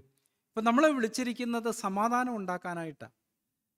വരുന്ന ലേഖനത്തിൽ അപ്പോസ്തലൻ ഇങ്ങനെ പറയുന്നുണ്ട്, തമ്മിൽ സമാധാനമായിരിക്കാനായിട്ട് പറയുന്നുണ്ട്. അപ്പം നമുക്ക് സമാധാനം ഉണ്ടാക്കാൻ കഴിയണമെന്നുണ്ടെങ്കിൽ ഒന്നാമത് നമ്മളിൽ സമാധാനം ഉണ്ടായിരിക്കണം. നമ്മൾ റോമാലേഖനത്തിൽ ഇങ്ങനെ വായിക്കുന്നു, വിശ്വാസത്താൽ നീതീകരിക്കപ്പെട്ടിട്ട് നമ്മുടെ കർത്താവ് യേശുക്രിസ്തു മുഖാന്തരം നമുക്ക് ദൈവത്തോട് സമാധാനമുണ്ട്. ആത്മാവിലുള്ളൊരു സമാധാനം അങ്ങനെ നമ്മൾ പ്രാപിക്കുന്നു. ആത്മാവിലുള്ള സ്വസ്ഥതയെക്കുറിച്ച് പറയുമ്പം, ഞാൻ സൗമ്യതയും താഴ്മയുള്ളവനായ ആകയാൽ എൻ്റെ മുഖമേറ്റം എന്നോട് പഠിപ്പിച്ചാൽ നിങ്ങളുടെ ആത്മാക്കൾക്ക് ആശ്വാസം കണ്ടെത്തും. അപ്പോൾ ഒന്നാമതായിട്ട് നമുക്ക് വേറൊരാൾക്ക് സമാധാനം കൊടുക്കണമെന്നുണ്ടെങ്കിൽ നാം ആദ്യമായിട്ട് ദൈവമായുള്ള ബന്ധത്തിൽ സമാധാനത്തിലായിരിക്കണം. അതെങ്ങനെ നമുക്ക് ലഭിക്കുന്ന? വിശ്വാസത്താൽ നീതീകരിക്കപ്പെടുമ്പം, നമ്മൾ ദൈവമക്കളാകുമ്പം നമുക്കൊരു സമാധാനം കിട്ടുന്നു. പിന്നീട് നമ്മളെങ്ങനെ പിന്നെ സമാധാനം ഉണ്ടാക്കുന്ന വഴിയാണ് നമ്മൾ ദൈവത്തിൻ്റെ പുത്രന്മാരെന്നുള്ള പദവിയിലേക്ക് വരുന്നത്. ഇവിടെ നമ്മൾ വായിച്ച എല്ലാവരോടും സമാധാനം ആചരിച്ച് ശുദ്ധീകരണം പ്രാപിപ്പാൻ ഉത്സാഹിപ്പീൻ. ഇപ്പം ഭാര്യ ബന്ധത്തിൽ വളരെ പ്രധാനപ്പെട്ടൊരു കാര്യമായത്. ദൈവം ആർക്ക് വെളിച്ചം കൊടുത്തോ, ഭർത്താവിനോ ഭാര്യയ്ക്ക് ആർക്ക് വെളിച്ചം കൊടുത്താലും ആ വെളിച്ചം കിട്ടിയ ആൾ എപ്പോഴും സമാധാനത്തിലാണ് നിൽക്കേണ്ടത്. സമാധാനത്തിൽ നിൽക്കുക എന്ന് പറഞ്ഞാൽ എന്താ അർത്ഥം? എന്താ സമാധാനത്തിൽ നിൽക്കുക എന്ന് പറഞ്ഞാൽ? നമുക്കറിയാം, നമ്മളെല്ലാം പ്രകോപിപ്പിക്കപ്പെടുന്നവരാ. നമ്മുടെ ഇഷ്ടത്തിന് വിരുദ്ധമായിട്ട് ചില കാര്യങ്ങളൊക്കെ സംഭവിക്കുമ്പോഴാണ് നമ്മൾ കോപിക്കുകയും പ്രശ്നങ്ങളൊക്കെ ഉണ്ടാക്കുകയും ചെയ്യുന്നത്. അവിടെ നമ്മളെ വിളിച്ചിരിക്കുന്നത് കോപിക്കാനല്ല. നമ്മളൊരു പാട്ടി പാടാറില്ലേ, കർത്താവിന് യേശുവേ നിൻ്റെ രൂപം എന്നുള്ളത്. അതിനകത്ത് എന്താ നമ്മൾ പാടുന്നത്? കോപിപ്പാനല്ല ക്ഷമിപ്പാൻ. നമ്മൾ പാടുന്നത് എങ്ങനെയാണ്? കോപിപ്പാനല്ല ക്ഷമിക്കാനുള്ള കൃപയൊക്കെ തരണമെന്നാണ്. പക്ഷെ നമ്മുടെ പ്രായോഗിക ജീവിതത്തിലോ നമ്മൾ ക്ഷമിക്കാനാണോ ആഗ്രഹിക്കുന്നത്, കോപിക്കാനാണോ? ഇല്ലേ, നമ്മളെ തന്നെ ശോധന നമുക്കറിയാം. നമ്മൾ ഒന്ന് പറഞ്ഞ് രണ്ടാമത്തേന് കോപിക്കുന്നവരാ, ക്ഷമിക്കുന്നവരല്ല. നമ്മുടെ പ്രാർത്ഥനയും പാട്ടൊക്കെ നേരെ തിരിച്ചാണെങ്കിലും പ്രാക്ടിക്കൽ ലൈഫിൽ അങ്ങനെ. അപ്പോൾ ഒരു ഭാര്യ ഭർത്തൃ ബന്ധത്തിൽ എങ്ങനെയാണ് നമുക്ക് സമാധാനം ഉണ്ടാക്കാൻ കഴിയുന്നത്? എങ്ങനെയാണ് സമാധാനം ഉണ്ടാക്കാൻ കഴിയുന്നത്? പ്രശ്നം ഉണ്ടാക്കാൻ കഴിയുന്നത് എങ്ങനെയാണ്? നമ്മൾ സദൃശവാക്യത്തിൽ നിന്ന് പഠിച്ചു, ക്രോധമുള്ളവൻ വഴക്കുണ്ടാക്കുന്നു. ഇല്ലേ, നമ്മുടെ ഉള്ളിലെ ക്രോധമാണ് ഈ പ്രശ്നത്തിന് കാരണം. നമ്മൾ ദൈവമായിട്ടുള്ള സമാധാനത്തിൽ ബന്ധത്തിൽ വരുമ്പം പ്രാഥമികമായിട്ട് നമ്മൾ ആത്മാവിൽ സമാധാനമുള്ളവരായിട്ട് തീരുന്നുണ്ട്.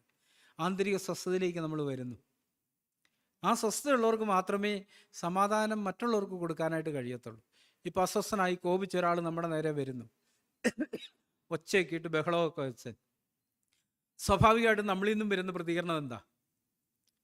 ആ അസ്വസ്ഥത നമ്മുടെ ഉള്ളിലും വരുന്നു, നമ്മളും ഒച്ചയൊക്കെ ഇടാൻ തുടങ്ങുന്നു, തിരിച്ചടിക്കാൻ തുടങ്ങുന്നു. ശരിക്കും അങ്ങനെയല്ല സംഭവിക്കുന്നത്.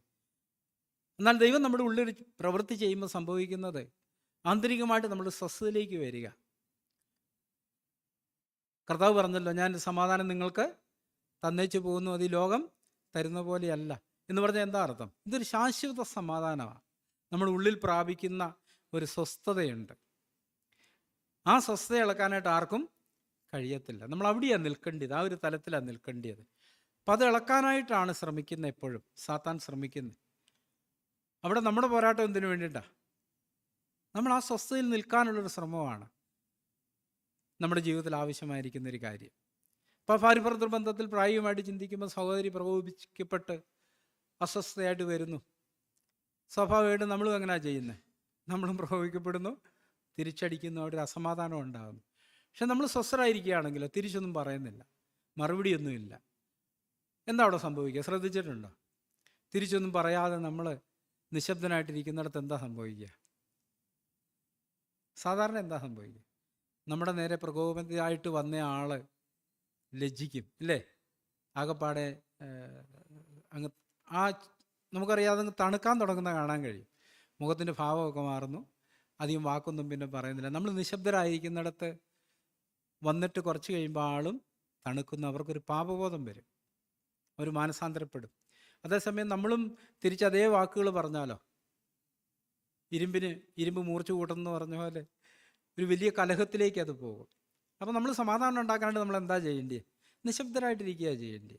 എന്ന് പറഞ്ഞാൽ അങ്ങനെയുള്ള സാഹചര്യങ്ങളെല്ലാം ആത്മാവ് നമ്മളോട് എന്തായിരിക്കും പറയുക? നിശബ്ദരായിരിക്കാനായിട്ട് പറയും. ഒരിക്കലും സാഗ്ബ്രർ പറഞ്ഞു, അവിടെ നിങ്ങൾക്ക് നിശബ്ദരാകാനിരിക്കാൻ പറ്റുന്നില്ലെങ്കിൽ ഒരു പണി ചെയ്താൽ മതി, പയ്യെ വഴിയിലോട്ട് ഇറങ്ങി കുറച്ച് ദൂരം അങ്ങ് നടക്കുക. നമ്മളെ തന്നെ നിയന്ത്രിക്കാൻ കഴിയുന്നില്ലെങ്കിൽ, ഇല്ലേ, പാപത്തെ വിട്ട് ഓടാൻ പറഞ്ഞതിൻ്റെ അർത്ഥം എന്താ? അവിടെ നമ്മൾ നിന്നാൽ എന്ത് സംഭവിക്കും? പാപം ചെയ്യാൻ സാധ്യതയുണ്ട്. അവിടുന്ന് ഞാൻ ഓടി രക്ഷപ്പെടുക, ആ സാഹചര്യത്തിൽ നിന്ന് ഓടി രക്ഷപ്പെടുക. കാരണം ഞാൻ ബലഹീനനാണ്, എനിക്കതിനെ നേരിടാനുള്ള ആന്തരിക ശക്തി ഇല്ലാത്തതുകൊണ്ട് ഞാൻ ഇന്ന് പ്രായോഗികമായിട്ട് എന്ത് ചെയ്യുന്നു? പോകുന്നു. പക്ഷെ അന്നേരം എൻ്റെ ഉള്ളിൽ എന്തുണ്ട്? ഒരു സ്വസ്ഥതയുണ്ട്, സമാധാനമുണ്ട്. ഞാൻ തിരിച്ച് വീട്ടിലേക്ക് വരുമ്പോഴും ആ സമാധാനമായിട്ടാണ് വരുന്നത്. ഞാൻ ജയിച്ചെന്നുള്ള ചിന്തയിലല്ല, ഞാൻ സമാധാനമായിട്ടാണ് വരുന്നത്. അപ്പോൾ എന്നോട് പോരാടാൻ വരുന്ന ഒരാളെ സംബന്ധിച്ചിടത്തോളം ആ ആള് സമാധാനം പ്രാപിക്കാനായിട്ട് ഇടയായിത്തീരും. അതുകൊണ്ടാണ് പറഞ്ഞിരിക്കുന്നത്, സമാധാനം ഉണ്ടാക്കുന്നവർ ഭാഗ്യവാന്മാർ. അപ്പം നമ്മൾ പ്രായോഗികമായിട്ട് നമ്മളെ എന്തിനാണ് വിളിച്ചിരിക്കുന്നത്? സമാധാനത്തിനായിട്ടാണ് വിളിച്ചിരിക്കുന്നത്. ഭാര്യ ഭർത്തൃ ബന്ധത്തിൽ സമാധാനത്തോടെ ജീവിക്കാനാണ് വിളിച്ചിരിക്കുന്നത്. അവിടെ ആരെങ്കിലും ഒരാൾ ശ്രമിച്ചാൽ മതി ഒരു സമാധാനം ഉണ്ടാവാൻ, അല്ലേ? കൂട്ടായ്മ ഉണ്ടാവണമെങ്കിൽ എന്ത് വേണം? രണ്ടുപേരും ശ്രമിക്കണം. പക്ഷെ സമാധാനം ഉണ്ടാകണമല്ലോ, ഒരാൾ ശ്രമിച്ചാൽ മതി. ഇല്ലേ, ഒച്ചയും ബഹളവും പ്രശ്നമൊക്കെ ഒരാളുണ്ടാക്കുന്നു, മറ്റേ നിശബ്ദനായിരിക്കുന്നു, തിരിച്ചങ്ങോട്ടൊന്നും പ്രതികരണം വരാതിരിക്കുമ്പോൾ. ഇന്നലെ നമ്മൾ ചിന്തിച്ച സദൃശവാക്യത്തിൻ്റെ വാക്യം ഉണ്ടായിരുന്നു, മൃദുവായ വാക്ക് കോപത്തെ ശമിപ്പിക്കുന്നു. മൃദുവായ വാക്ക് എവിടെ നിന്നാണ് വരുന്നത്? ആന്തരികമായ സ്വസ്ഥതയുള്ള ആളുടെ വായിൽ നിന്നേ മൃദുവായ വാക്ക് വരത്തുള്ളൂ. അല്ലാത്ത ആളുടെ വായിൽ നിന്ന് എന്താ വരുന്നത്? കഠിനമേറിയ വാക്കാണ് വരുന്നത്. അത് കോപത്തെ വീണ്ടും കൂട്ടും. അപ്പം ദൈവം നമ്മളെ വിളിച്ചിരിക്കുന്നതിൻ്റെ ഉദ്ദേശം സമാധാനത്തിൽ ജീവിക്കാനായിട്ടാണ്, സമാധാനം ഉണ്ടാക്കാനായിട്ടാണ്. സകല മനുഷ്യരോട് സമാധാനം ആചരിച്ച് ശുദ്ധീകരണം പ്രാപിപ്പാൻ ഉത്സാഹിപ്പീൻ. ശുദ്ധീകരണം കൂടാതെ ആരും. അപ്പം ഈ സമാധാനത്തിൽ ജീവിക്കുമ്പോൾ എങ്ങനെയാണ് ശുദ്ധീകരണം കിട്ടുന്നത്? ഇവിടെ അങ്ങനെ പറഞ്ഞിരിക്കുന്നത്. എബ്രായർ 12:14 പറഞ്ഞിരിക്കുന്നത്, എല്ലാവരോടും സമാധാനം ആചരിച്ച് ശുദ്ധീകരണം പ്രാപിപ്പാൻ ഉത്സാഹിപ്പീൻ. ശുദ്ധീകരണം കൂടാതെ ആരും കർത്താവിനെ കാണുകയില്ല. ദൈവത്തെക്കുറിച്ച് പറഞ്ഞിരിക്കുന്ന സമാധാനത്തിൻ്റെ ദൈവമെന്ന്. അപ്പോൾ ദൈവമക്കളുടെയും പ്രാഥമിക ലക്ഷണം എന്താ? സമാധാനമായിരിക്കണം എല്ലാ സാഹചര്യങ്ങളിലും. നമ്മൾ ആ ഒരു ലക്ഷ്യം നമ്മുടെ മുമ്പിലുണ്ട്. അപ്പം നമ്മൾ പാടിയതുപോലെ ഈ ശിഷ്യനാകുന്ന എന്നെയും നിന്നെ പോലെ ആക്കണം. എവിടെയാക്കേണ്ടത്? ഈ പറഞ്ഞ് ഒന്നാമത് ഈ സമാധാനത്തിൻ്റെ തലത്തിലാണ്. ഇല്ല, കർത്താവിൻ്റെ അടുക്കൽ ആരും വന്നിട്ട് എല്ലാവരും വന്നവരെല്ലാം എന്താ അനുഭവിച്ചേ? ഈ സമാധാനവും സ്വസ്ഥതയാണ് അനുഭവിച്ചത്. എന്തുകൊണ്ടാണ്? കർത്താവ് സമാധാനം കൊണ്ട് നിറഞ്ഞ ഒരാളായിരുന്നു. എന്തുകൊണ്ടായിരുന്നു? കർത്താവ് പറഞ്ഞു, ഞാൻ എല്ലായ്പ്പോഴും എൻ്റെ പിതാവിൻ്റെ ഇഷ്ടം ചെയ്യുന്നതുകൊണ്ട് അവൻ എന്നെ ഒരിക്കലും ഏകനായി വിട്ടിട്ടില്ല. എവിടെയാണ് പ്രശ്നം വരുന്നത്? എപ്പോഴൊക്കെ നാം നമ്മുടെ ഇഷ്ടം ചെയ്യുന്നോ അവിടെയാണ് പ്രശ്നം വരുന്നത്. നമ്മളെ വിളിച്ചിരിക്കുന്നത് എന്തിനാ? 1 പത്രോസ് 4 ഇങ്ങനെ നമ്മൾ വായിക്കുന്ന, ക്രിസ്തു ജഡത്തിൽ കഷ്ടം അനുഭവിച്ചുകൊണ്ട് നിങ്ങളും ആ ഭാവം തന്നെ ആയുധമായി ധരിപ്പിൻ. ജഡത്തിൽ കഷ്ടം അനുഭവിച്ചവൻ ജഡത്തിൽ ശേഷിച്ചിരിക്കുന്ന കാലം മനുഷ്യരുടെ മോഹങ്ങൾക്കല്ല ദൈവത്തിൻ്റെ ഇഷ്ടത്തിന് ജീവിക്കേണ്ടതിന് പാപം വിട്ട് ഒഴിഞ്ഞിരിക്കുന്നു. ഈ കഷ്ടത്തിൻ്റെ വഴിയിലാണ് നമ്മൾ പാപത്തിൽ നിന്നുള്ള സ്വാതന്ത്ര്യം പ്രാപിക്കുന്നത്. നമ്മുടെ സ്വയത്തെ നമ്മൾ കാണുന്നത് ഈ കഷ്ടങ്ങളുടെ വഴിയിലാണ്. ഇന്ന് നമ്മൾ വായിച്ച സങ്കീർത്തനത്തിൽ 139 സങ്കീർത്തനക്കാരന് ഇങ്ങനെ പറഞ്ഞിരിക്കുന്ന, അതിൻ്റെ 139 സങ്കീർത്തനത്തിൻ്റെ 23-24 വാക്യങ്ങളിൽ 23-ാം വാക്യത്തിൽ, ദൈവമേ എന്നെ ശോധന ചെയ്ത് എൻ്റെ ഹൃദയത്തെ അറിയണമേ. ഇന്ന് 1-ാം വാക്യത്തിൽ എന്താ പറഞ്ഞേ? 131 എന്താ പറഞ്ഞത്? യഹോവേ നീ എന്നെ ശോധന ചെയ്ത് അറിഞ്ഞിരിക്കുന്നു പറഞ്ഞിട്ട് വീണ്ടും പറയുകയാണ്, നീ എന്നെ ശോധന ചെയ്ത് എൻ്റെ ഹൃദയത്തെ അറിയണമേ, എന്നെ പരീക്ഷിച്ച് എൻ്റെ നിലവുകളെ അറിയണമേ. അപ്പം കർത്താവിനോടുള്ള ബന്ധത്തിൽ ഈ ശോധനകളിലൂടെയാണ് കർത്താവ് തികഞ്ഞവനായി തീർന്നത്. എല്ലാ അതുകൊണ്ടാണ് സ്നാനം ഏൽക്കാൻ ചെന്ന് താൻ വെള്ളത്തിൽ നിന്ന് ഉയർന്ന ഉടനെ ഒരു ശബ്ദം കേട്ടു, ഇവൻ എൻ്റെ പ്രിയപുത്രൻ, ഇവനിൽ ഞാൻ പ്രസാദിച്ചിരിക്കുന്നു, ഇവന് ചെവി കൊടുപ്പീൻ. കർത്താവ് നമ്മുടെ മുന്നോടിയായിട്ട്, നമുക്കറിയാം എബ്രാഹിം പറയുന്ന, മക്കൾ ജഡരക്തങ്ങളോട് കൂടിയവർ ആയതുകൊണ്ട് അവനും ജഡരക്തങ്ങളോട് കൂടിയവനായി. എബ്രാഹിം ലേഖനം 1-ാം അധ്യായത്തിൽ നമ്മളത് വായിക്കുമ്പോൾ ഇങ്ങനെ വായിക്കുന്നത്,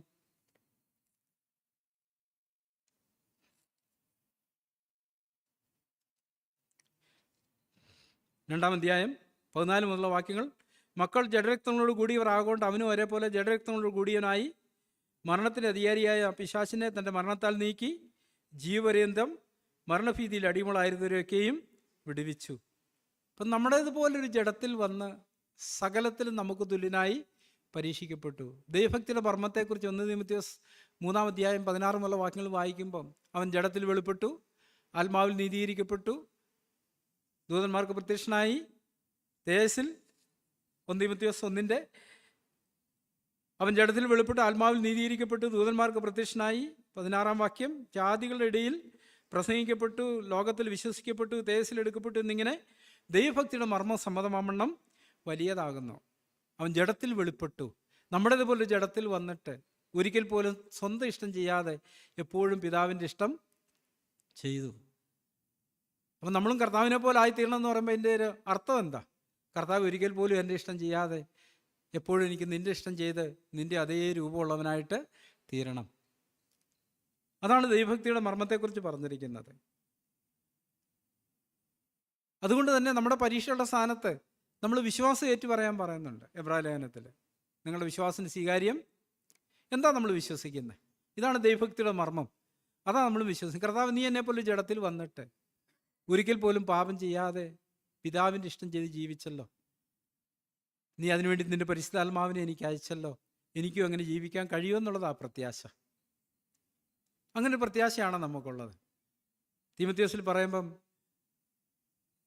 തീമോഥെയോസിനോട് പൗലോസ് പറയുന്നതിൻ്റെ നിർവ്യാജ വിശ്വാസത്തിൻ്റെ ഓർമ്മ നിമിത്തം ഞാൻ ദൈവത്തിന് സ്തോത്രം ചെയ്തു. വ്യാജമില്ലാത്ത വിശ്വാസം എന്ന് പറഞ്ഞാൽ എന്താ?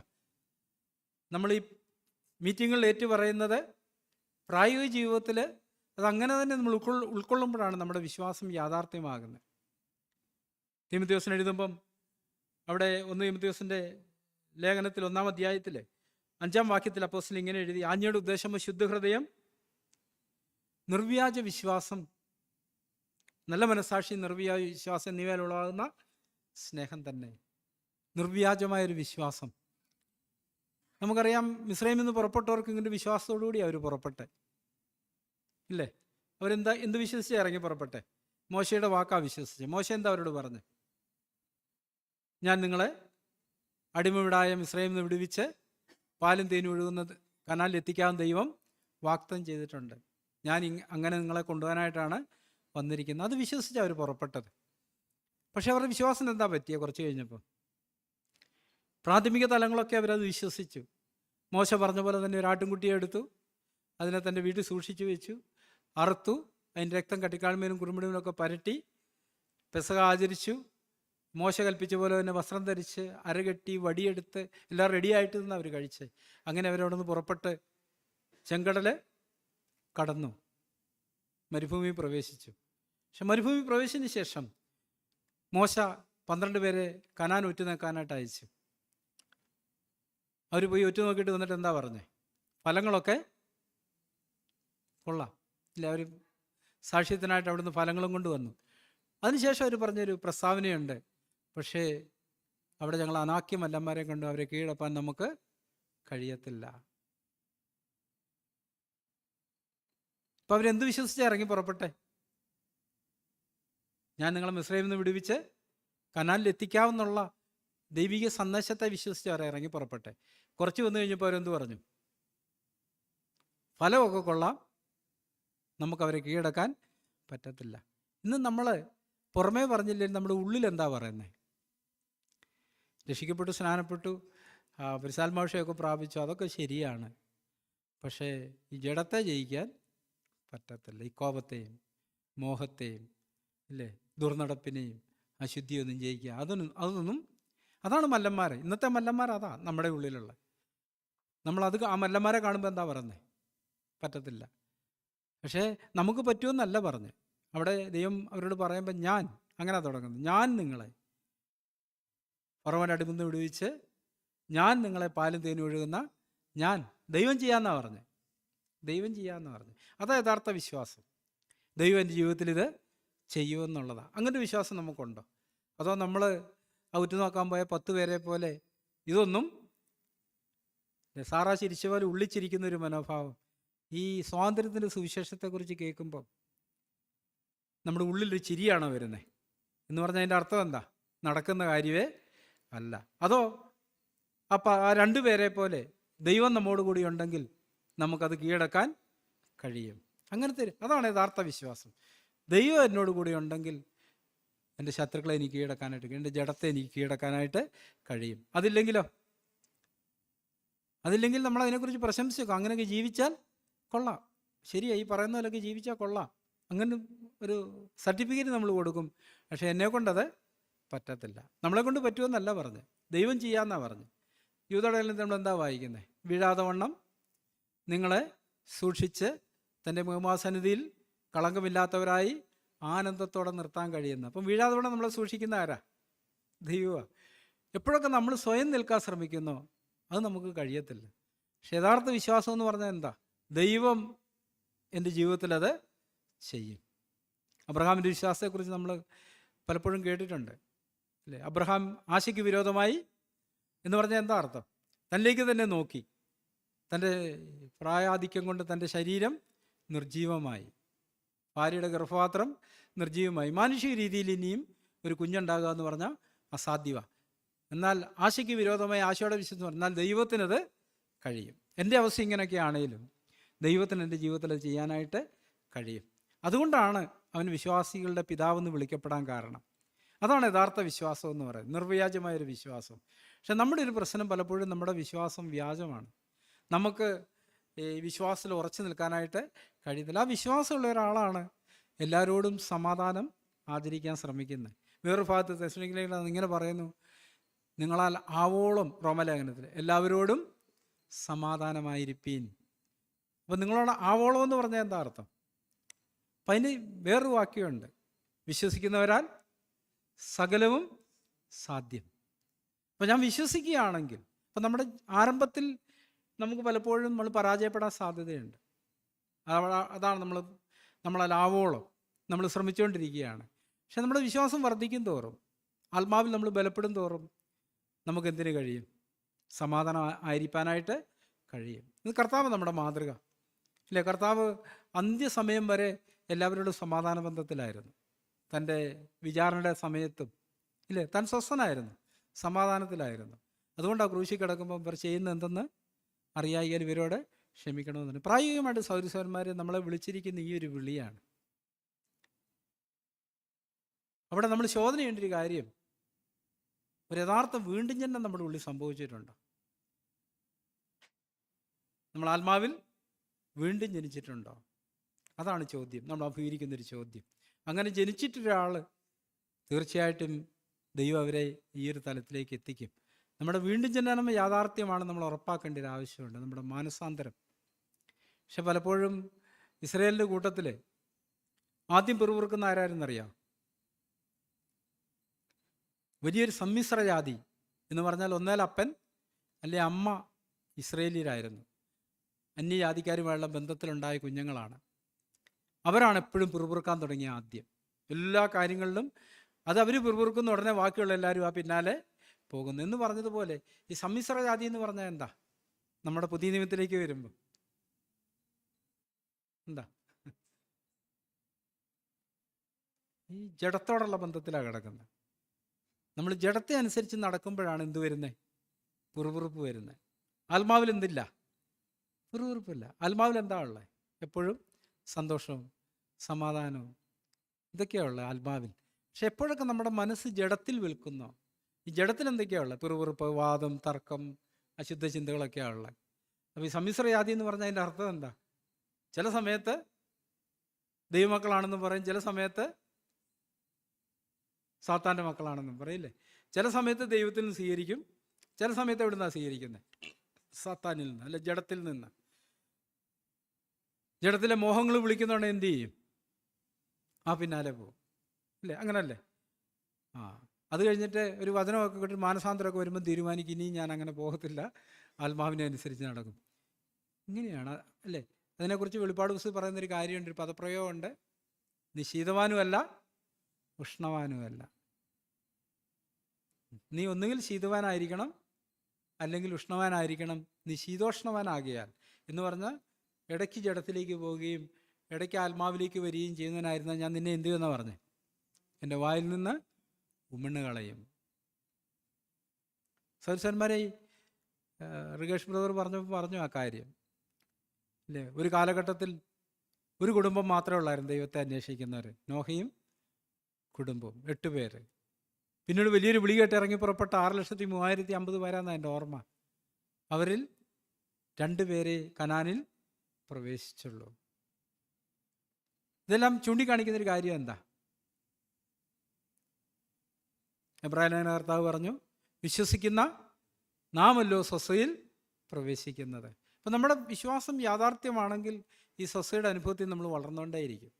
ആന്തരികമായിട്ട് കർത്താവിൻ്റെ ഒരു രൂപം നമ്മുടെ ഉള്ളിൽ വളർന്നുകൊണ്ടേയിരിക്കും. എഫെസ്യൻ പറയുന്നുണ്ട്, നിങ്ങൾ ഉള്ളിൽ അകത്തെ മനുഷ്യനെ സംബന്ധിച്ച് ശക്തിയോടെ ബലപ്പെടണം. നമ്മൾ ആത്മാവിൽ ബലപ്പെടും തോറുമാണ് നമ്മൾ ജഡത്തെ, ലോകത്തെ കീഴടക്കാനായിട്ട് തുടങ്ങുന്നത്.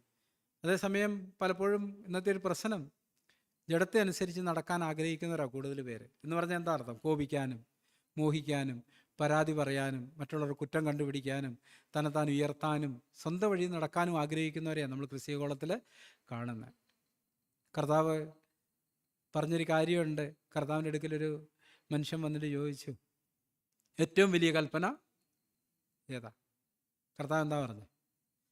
2 വാക്കുകൾ, 2 സെൻറ്റൻസിൽ അത് പൂരിപ്പിച്ച് കർത്താവ്, നിന്റെ ദൈവമായ കർത്താവിനെ നീ പൂർണ്ണ ഹൃദയത്തോടും പൂർണ്ണ മനസ്സോടും പൂർണ്ണ ആത്മാവോടും പൂർണ്ണ ശക്തിയോടും കൂടെ സ്നേഹിക്കണം എന്നുള്ളതും നിന്റെ കൂട്ടുകാരനെ.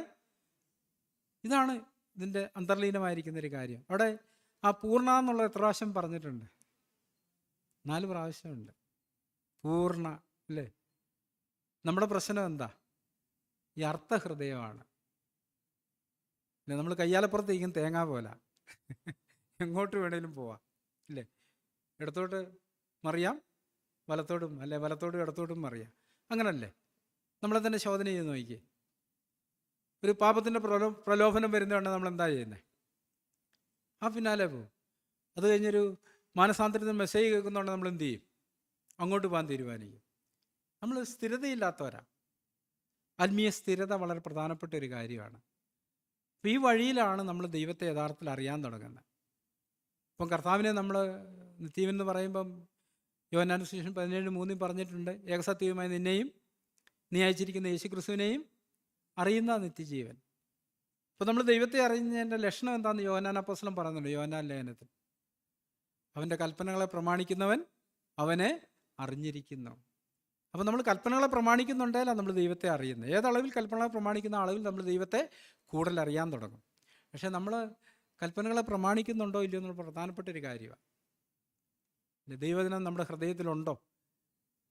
പരീക്ഷകളിൽ നമ്മൾ ആ ദൈവവചനം കൊണ്ട് സാത്താനെ ജയിക്കുന്നുണ്ടോ, പാപത്തെ ജയിക്കുന്നുണ്ടോ എന്നുള്ളത് വളരെ പ്രസക്തമായൊരു കാര്യമാണ്. നമ്മളെ വിളിച്ചിരിക്കുന്ന ഈ ഒരു വിളിക്ക് വേണ്ടിയിട്ടാണ്. അതുകൊണ്ട് നമുക്ക് നമ്മുടെ ഹൃദയം ആ ഒരു കാര്യത്തിൽ ഉറപ്പിക്കാം. പറഞ്ഞ പോലെ പൂർണ്ണ മനസ്സോടെ, പൂർണ്ണ ഹൃദയത്തോടെ, പൂർണ്ണാത്മാവോടെ, പൂർണ്ണ ശക്തിയോടെ നമുക്ക് ദൈവത്തെ സ്നേഹിക്കാൻ നമ്മളെ തന്നെ ഏൽപ്പിച്ചു കൊടുക്കുക. ഈ അപൂർണത കാണുന്നിടത്ത് നമുക്ക് മാനസാന്തരപ്പെടാം. നമ്മൾ തുടങ്ങുന്നത് അങ്ങനെ തന്നെയാണ്, ഒരു കുഞ്ഞ് നടക്കാൻ പഠിക്കുന്ന പോലെയാണ്, അല്ലേ? പക്ഷേ മുന്നോട്ട് പോകും തോറും അത് ഉറച്ച ചുവടുകളോടെ നടക്കാനായിട്ട് തുടങ്ങും. ഞാൻ പലപ്പോഴും കുഞ്ഞുങ്ങളെ ശ്രദ്ധിച്ചിട്ടുണ്ട്. ആദ്യമായിട്ട് ആരും പിടിക്കാണ്ട് ഒരു 5-8 സ്റ്റെപ്പ് നടക്കുന്ന കൊച്ചിൻ്റെ ഒരു പ്രതികരണമുണ്ട്, ഒരു ചിരിയും സന്തോഷവും. ഞാൻ എന്തോ നേടിയിരിക്കുന്നു. കാരണം അത് കണ്ടുകൊണ്ടിരിക്കുന്നൊരു കാര്യം. എല്ലാവരും നടക്കുന്നത് കണ്ട അത് ചെറുപ്പത്തിൽ തൊട്ട് വളർന്നു വരുന്നത്. പക്ഷെ എനിക്ക് നടക്കാൻ കഴിയുന്നില്ലെന്നുള്ളൊരു ചിന്തയുണ്ടത്. അവസാനം അത് ഒരു 5-8 സ്റ്റെപ്പ് ആരും പിടിക്കാതെ നടന്നു കഴിയുമ്പം ഒരു ഭയങ്കര സന്തോഷമുണ്ട്. എന്ന് പറഞ്ഞതുപോലെ നമ്മൾ ഈ ഒരു വിളിയാണ് കേൾക്കുന്നത്. വീഴാതെ നടക്കാനുള്ള ഒരു വിളിയാണ് നമ്മൾ കേൾക്കുന്നത്. പാപത്തെ ജയിക്കാനുള്ള വിളിയാണ്. നമ്മളും പൂർണ്ണ ഹൃദയം വെക്കുകയാണെങ്കിൽ ദൈവം നമ്മുടെ ജീവിതത്തിൽ ചെയ്യാൻ തുടങ്ങും. അത് നമ്മുടെ ഹൃദയത്തെ സന്തോഷിപ്പിക്കാൻ തുടങ്ങും. നമ്മളെ സമാധാനപൂർണ്ണരാക്കും, ഉത്സാഹമുള്ളവരാക്കും, അതുകൊണ്ട് നമുക്ക് ഉണർവുള്ളവരാക്കും. അതുകൊണ്ട് നമുക്ക് പാപത്തോട് പോരാടുന്നതിൽ ഇബ്രാഹിം കർത്താവ് പറഞ്ഞത് പ്രാണത്യാഗത്തോടെ നമുക്ക് എതിർത്ത് നിൽക്കുക എന്ന് പറഞ്ഞാൽ ക്ഷമിക്കുന്ന കാര്യത്തിൽ, സഹിക്കുന്ന കാര്യത്തിൽ, ദോഷം കണക്കിടാതിരിക്കുന്ന കാര്യത്തിലൊക്കെ നമുക്ക് പൂർണ്ണ മനസ്സ് വെക്കാം. നമ്മൾ പരിധി വെക്കാതിരിക്കാൻ ക്ഷമിക്കുന്ന കാര്യത്തിൽ, ഇല്ലേ? നമുക്ക് പരിധികളുണ്ട് ക്ഷമിക്കുന്ന കാര്യത്തിൽ. അങ്ങനെ വെക്കാതിരിക്കാൻ നമ്മുടെ ചിന്ത എന്തായിരിക്കണം? എൻ്റെ ഭാര്യ എന്നോട് എത്ര പ്രാവശ്യം തെറ്റിപ്പോയാലും ഞാൻ ക്ഷമിക്കും. എൻ്റെ ഭർത്താവ് എത്ര പ്രാവശ്യം തെറ്റിപ്പോയാലും ഞാൻ ക്ഷമിക്കും. ഇതായിരിക്കണം നമ്മുടെ ടാർഗറ്റ്. അതിന് വരുന്ന പലപ്പോഴും നമ്മളെന്താ വെക്കുന്നത്? 2-3 പ്രാവശ്യമൊക്കെയാണേൽ, ഇല്ലേ? അപ്പോൾ ഇപ്പം നമ്മൾ സംഗീതത്തിൽ വായിച്ചതുപോലെ ഓരോ പരീക്ഷകളും ദൈവം നമ്മളെ അറിയുക ചെയ്യുന്നത്, ശോധന ചെയ്ത് നമ്മളെ അറിയുക ചെയ്യുന്നത്. നമ്മൾ കൂടുതൽ മുന്നോട്ട് പോകും തോറും ദൈവം നമ്മളെ കൂടുതൽ അറിയുക ചെയ്യുന്നത്. അബ്രഹാമിനോട് ദൈവം പറഞ്ഞു, ഒരു പരീക്ഷയ്ക്ക് ശേഷമാണ് പറഞ്ഞത്, ഇപ്പോൾ നീ വാസ്തവമായി എന്നെ ഭയപ്പെടുന്നു ഞാൻ അറിയുന്നു. പക്ഷെ നമ്മൾ വായിച്ചത് എന്താ? നമ്മുടെ ചിന്തയെ ഇതെല്ലാം മുൻകൂട്ടി അറിയാം. പക്ഷെ അറിയാവുന്ന ദൈവം എപ്പോഴാണ് അറിഞ്ഞെന്ന് പറഞ്ഞിരിക്കുന്നത്? ഇസ്ഹാക്കിനെ കൊണ്ട് കാലും കൈയും കെട്ടി യാഗപീഠത്തിൽ കിടത്തി വാളെടുത്ത് വെട്ടാൻ നോക്കുമ്പോഴാണ് പറഞ്ഞത്, നീ ഇപ്പോൾ എന്നെ ഭയപ്പെടുന്നു ഞാൻ വാസ്തവമായി അറിയുന്നു. അതാണ് സങ്കീർത്തനക്കാരൻ പറഞ്ഞത്, നീ എന്നെ ശോധന ചെയ്ത് അറിയണം, എന്നെ പരീക്ഷിച്ച് എൻ്റെ നിലവുകളെ. ആ പരീക്ഷയിൽ അങ്ങനെ തന്നെയാണ് പറഞ്ഞിരിക്കുന്ന അധ്യായത്തിൽ. പിന്നീട് ദൈവം അബ്രഹാമിനെ പരീക്ഷിച്ചത് എങ്ങനെയെന്നാൽ അവസാനം ദൈവം പറഞ്ഞ പരീക്ഷയിൽ അബ്രഹാം വിജയിച്ചു, ഞാനിപ്പോൾ നിന്നെ അറിയുന്നു എന്ന് പറഞ്ഞു. എന്ന് പറഞ്ഞ പോലെ നമ്മളും പ്രാക്ടിക്കലായിട്ട് അനുസരണത്തിൻ്റെ വഴിയിലാണ് ദൈവം നമ്മളെ അറിയുന്നത്. നമ്മുടെ ഏറ്റുപറച്ചിലിൻ്റെയോ ഉപദേശത്തിൻ്റെയോ പ്രസംഗത്തിൻ്റെ അടിസ്ഥാനത്തിലല്ല. പരീക്ഷകളിൽ നമ്മൾ ദൈവേഷ്ടത്തിനുവേണ്ടി നമ്മളെ തന്നെ സമർപ്പിക്കുന്നിടത്താണ് ദൈവം നമ്മളെ അറിയുന്നത്. അത് നമ്മളെ കൂടുതൽ ശക്തരാക്കി തീർക്കും, കൂടുതൽ ദൈവത്തിൻ്റെ ഹൃദയത്തോട് അടുത്ത് നിൽക്കുന്നവരാക്കി തീർക്കും. അങ്ങനെയാണ് ഈ പൂർണ്ണതയിലേക്ക് നമ്മൾ യാത്ര ചെയ്യുന്നത്. അതുകൊണ്ട് നമ്മൾ ഹൃദയ കാര്യങ്ങൾ ഉറപ്പിക്കാം. അതിനായിട്ട് കർത്താവ് നമ്മളെ സഹായിക്കട്ടെ. ആമേൻ.